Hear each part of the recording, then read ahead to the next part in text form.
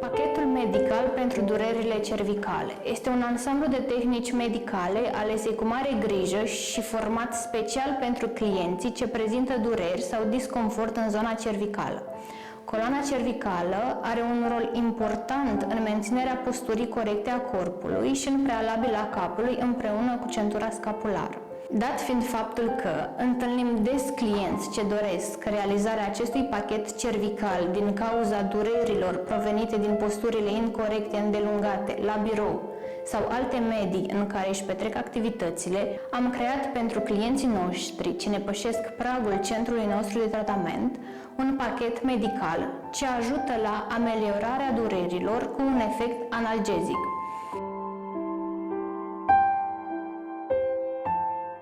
Se va începe cu un masaj muscular localizat în zona cervicală pentru decontracturarea și activarea fibrelor musculare ce formează centura scapulară și mențin poziția ortostatică a capului.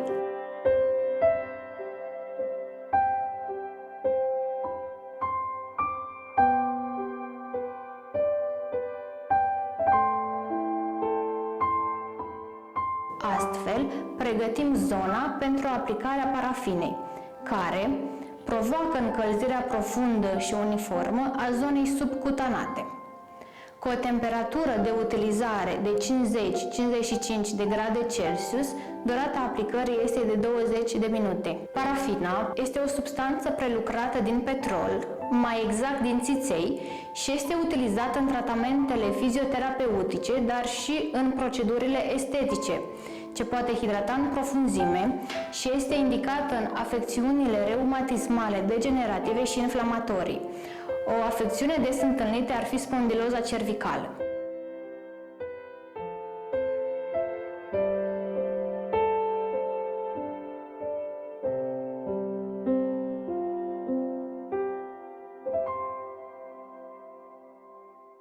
Se va continua cu un masaj local cu bețe de bambus, ce stimulează sistemul limfatic și îmbunătățește circulația zonei lucrate.